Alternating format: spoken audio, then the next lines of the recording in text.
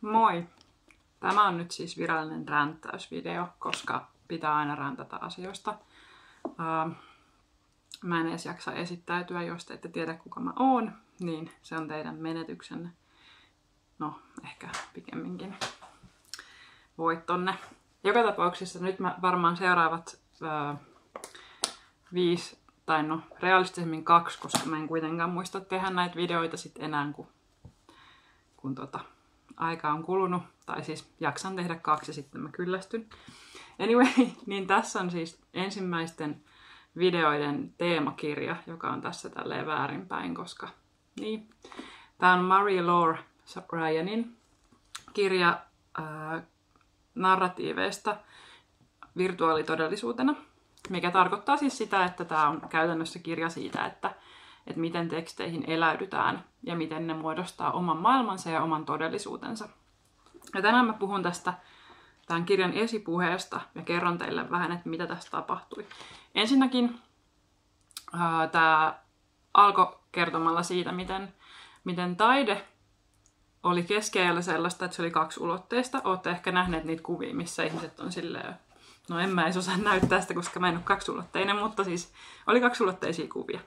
Ja sitten jossain kohtaa joku keksi, että oikeastaan maailma on 3-ulotteinen, että ehkä pitäisi niinku kuvata enemmän sitä, miltä maailma näyttää, niin kun sitä katsoo, kuin sitä, että miltä maailma niinku tuntuu. Ja sitten he alkoi niinku maalata sitä maailmaa sillä tavalla niinku 3-ulotteisesti, ja erityisesti niinku barokissa ja renessanssissa oli semmosia valtavia kirkkojen freskoja ja muita, mitkä oli niinku todella realistisia ja jotka niinku tavallaan toisen maailman tosi lähelle.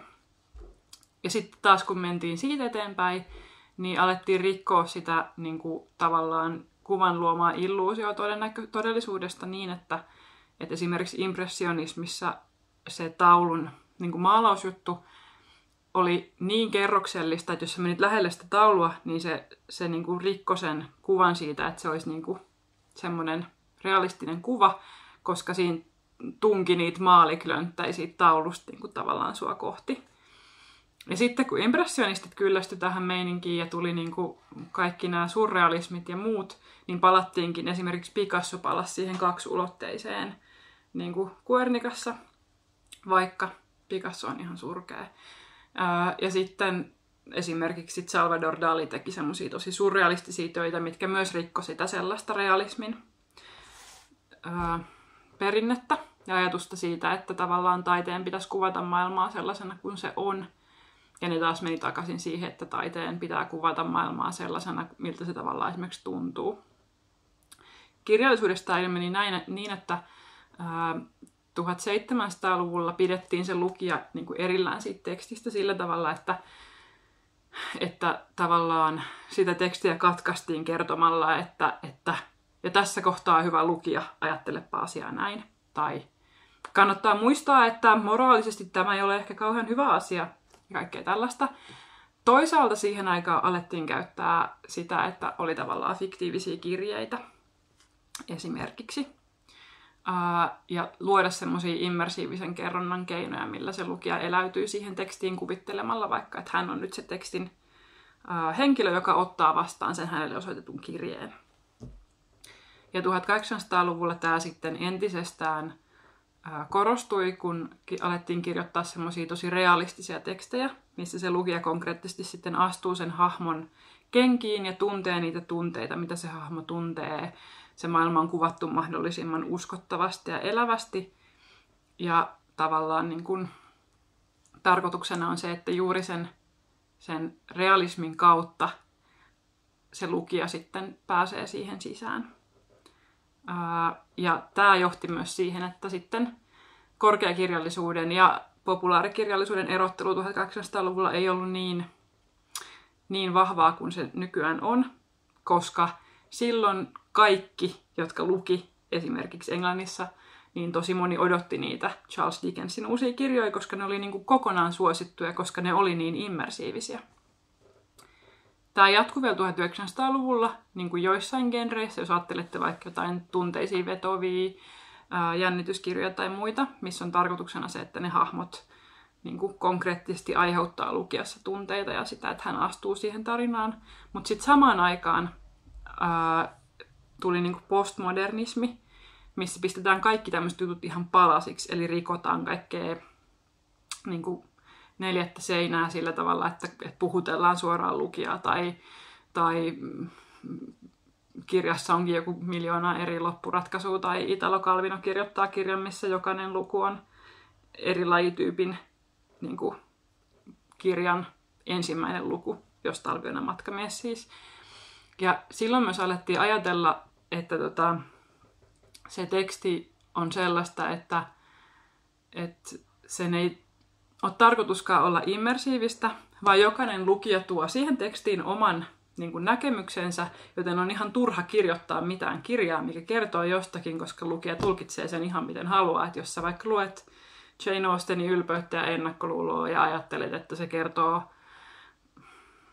no tulee mieleen vaan jotain kauheita vertauksia, kertoo vaikka vampyyreistä, niin sit sä voit kuvitella, että ne hahmot on vampyyrejä ja sitten ihan sama, mitä se Jane Austen ajatteli, koska se teksti ei tule koskaan olemaan sama. Ja jotkut meni tässä asiassa niin pitkälle, että ne sanoi, että lukija onkin sen tekstin kirjoittaja. Eli periaatteessa se niin kuin, kirjailija on niin kuin oikeasti laitetaan roskiin ja sitten se lukija tulkitsee se tekstiä. Ja tämä nyt liittyy immersioon jotenkin vissiin sitä kautta, että se on niinku sen, no niin, en mä nyt tiedä, jonkinlainen vastakohta tavallaan se, että miten se maailma, johon sun pitäisi pystyä astumaan sisään, onkin semmoinen maailma, jonka sä määrität itse, koska sä et voi päästä siihen maailmaan, minkä kirjailija on sulle luonut. Mutta tietystikään tämä ei ole totta. Ja Marie-Laure Ryan on sitä mieltä, että se teksti on sen kirjailijan ja sen lukijan niin kuin tavallaan yhteinen keskustelu. Että sä voit astua siihen maailmaan, jonka kirjailija on luonut, ja sitten tavallaan sä tuot tietysti mukaan ne omat kokemukset, joiden kautta sä tulkitset sitä tekstiä, mutta se teksti kuitenkin saa myös sua tuntemaan asioita, aivan kuin tämä maailma, missä me eletään.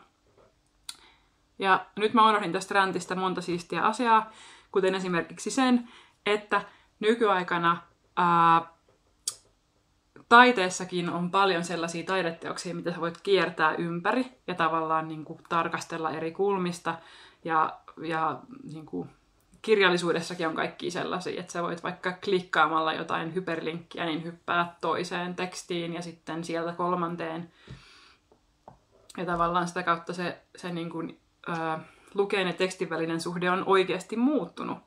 Et se ei ole enää pelkästään sitä, että sitä tekstiä lukee ja sitten kun se teksti on luettu, niin se laitetaan pois, vaan se voi olla konkreettisesti sitä, että se teksti niin kuin, muuttuu tai se on olemassa vaan vähän aikaa ja näin.